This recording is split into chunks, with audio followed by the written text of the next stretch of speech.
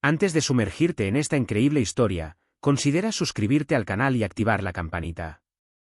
Cada historia aquí tiene algo que decir, y no querrás perderte ni una. Era pasada la medianoche. El viento hacía vibrar las persianas y la lluvia azotaba las ventanas de la pequeña casa a las afueras del pueblo. Agotada, Adele se quedó dormida en el sofá, con la luz del salón aún encendida, como todas las noches de los últimos 3 meses. Desde que Lina, su única hija de 17 años, no había vuelto a casa. De repente, 3 golpes sordos resonaron en la puerta. No eran golpes de vecinos. Eran golpes desesperados. Se levantó de un salto, con el corazón latiéndole con fuerza, cruzó el pasillo y abrió la puerta. La luz del porche reveló una figura frágil y empapada, con los brazos apretados contra su cuerpo y los ojos enrojecidos. «Mamá». La palabra salió entrecortada y la voz de Adele se ahogó. «¿Lina?» Y entonces todo se derrumbó. Rompió a llorar, se abalanzó sobre su hija, abrazándola como para compensar los días, las horas, las oraciones gritadas en silencio. Lina siempre había sido una luz. Una adolescente vivaz, de mente despierta, mirada curiosa, con ese algo intensamente presente que atraía la atención sin buscarlo jamás. Tocaba el violonchelo como si fuera una voz interior. Cada nota parecía surgir de lo más profundo, frágil pero sólida. Cuando tocaba, incluso Adele dejaba de respirar, atrapada por la ola invisible que desataba su hija. Su vida cotidiana era modesta, pero llena de calidez.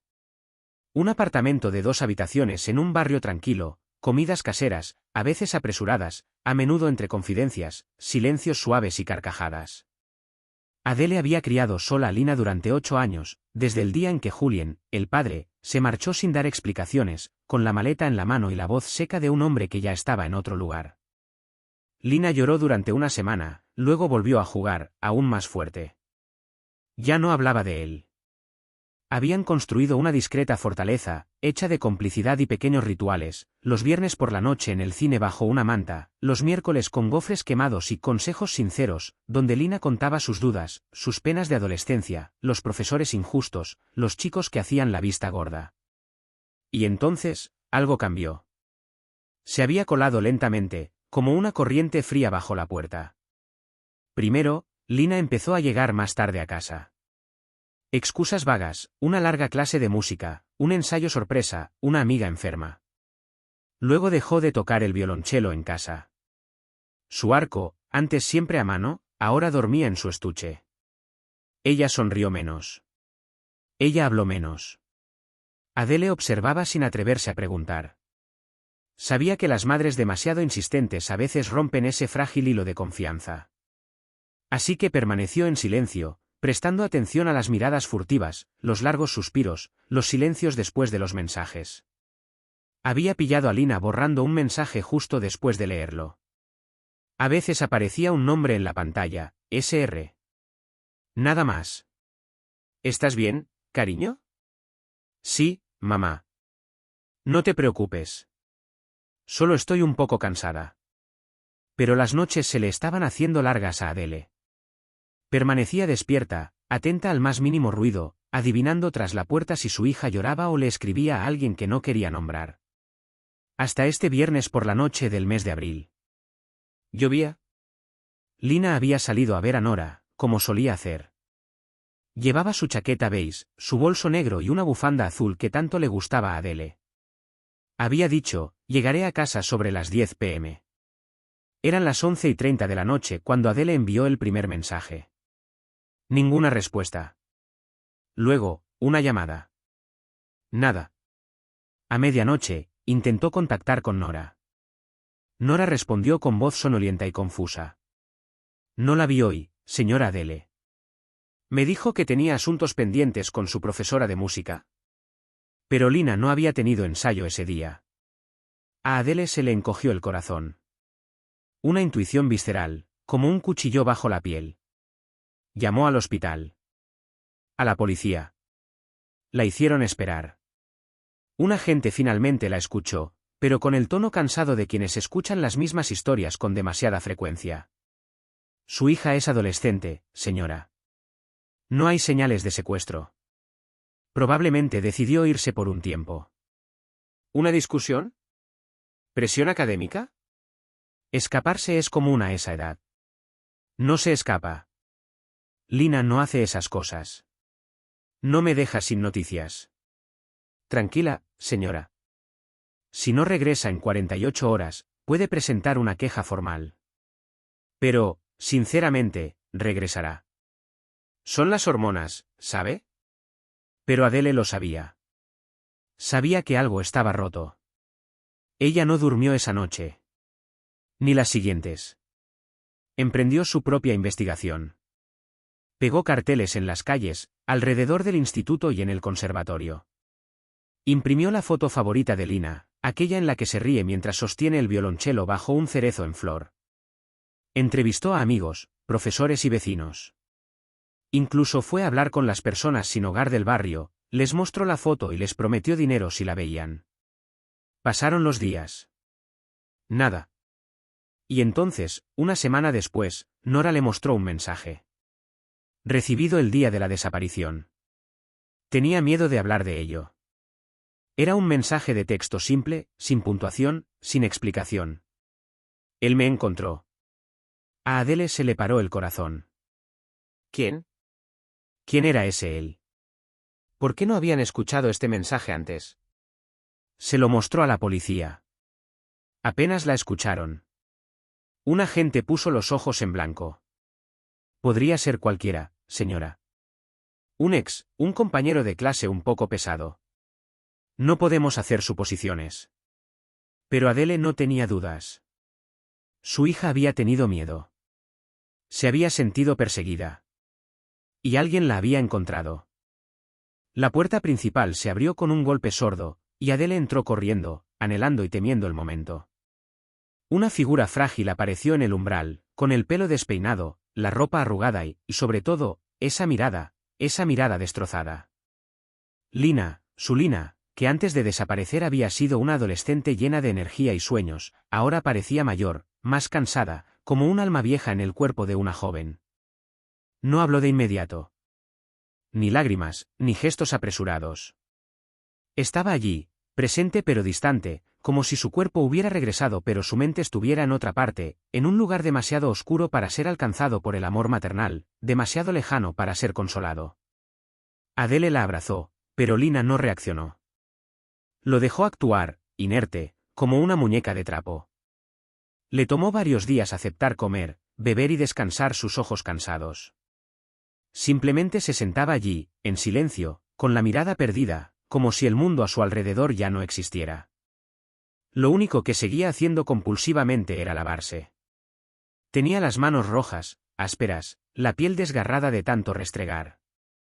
El baño se había convertido en su refugio, el único lugar donde se sentía, o creía sentirse, purificada, limpia de todo lo que había sufrido, como si el agua pudiera lavar los horrores de su experiencia.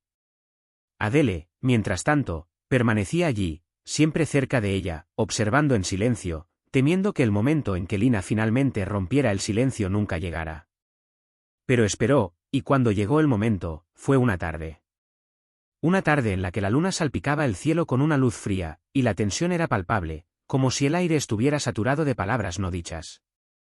Lina temblaba sentada a la mesa de la cocina, con la voz entrecortada, las palabras le salían con dificultad, como si cada frase fuera una carga. Habló de un hombre. Un hombre llamado Mark. Un hombre que no era lo que decía ser. Un supuesto agente de talentos, una promesa de París, de castings, de fama. Mark se había presentado en una red social, donde el deseo de escapar de la rutina de los suburbios y experimentar algo más grande la había impulsado a rebelarse.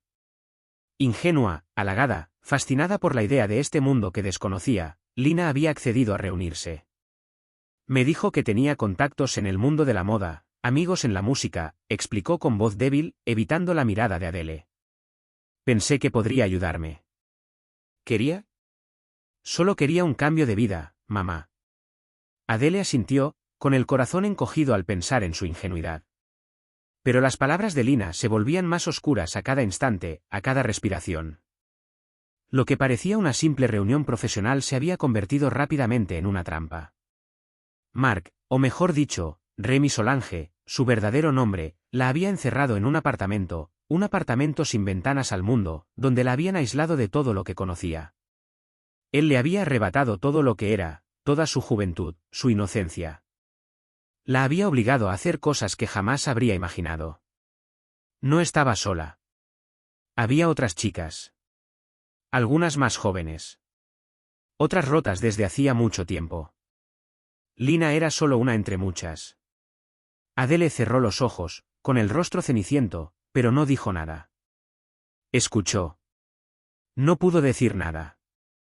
El peso de las palabras era demasiado pesado. Pero sabía que Lina se estaba liberando, a su manera, de sus cadenas invisibles.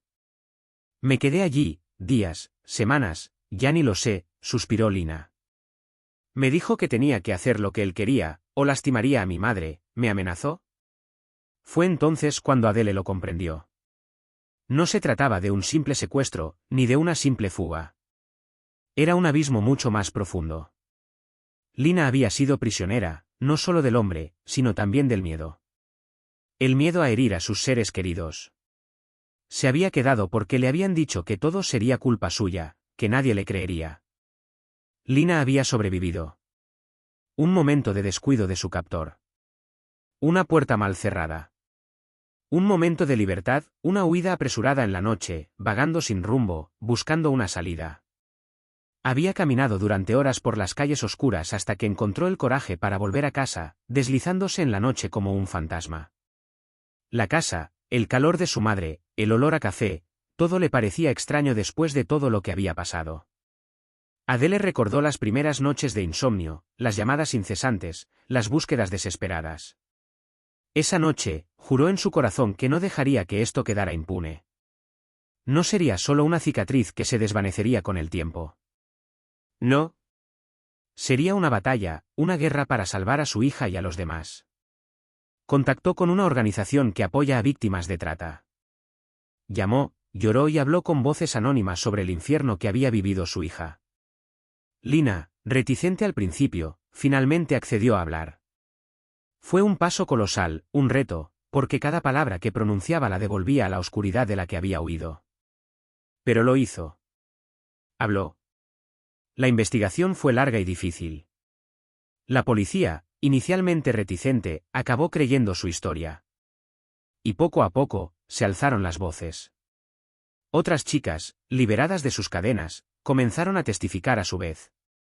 Todas estaban allí, antes invisibles, pero ahora unidas en esta búsqueda de justicia. El juicio de Remy Solange, que acaparó la atención mediática, reveló la magnitud de la red de trata de personas que dirigía. Había abusado, manipulado y destruido vidas.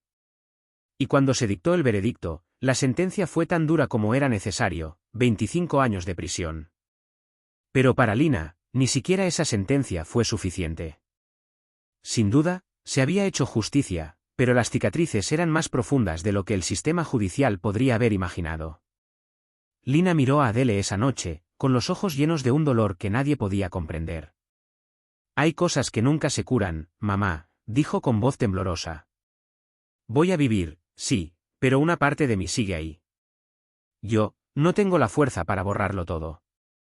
Adele la abrazó, sintiendo el peso del sufrimiento de su hija, pero también la silenciosa fuerza de su resiliencia. No tienes que borrarlo todo, Lina. No estás sola. Saldremos adelante juntas. Cueste lo que cueste. Y, en ese abrazo, Adele supo que el camino sería largo, pero que lo recorrerían uno al lado del otro, paso a paso. La reconstrucción fue lenta, dolorosa, pero tenaz. Primero, el silencio, pesado como un paño mortuorio, que envolvía a Lina incluso al abrir la boca. Las palabras se negaban a salir. Así que dibujó, garabateó y pegó imágenes en hojas en blanco. Era su forma de gritar en silencio.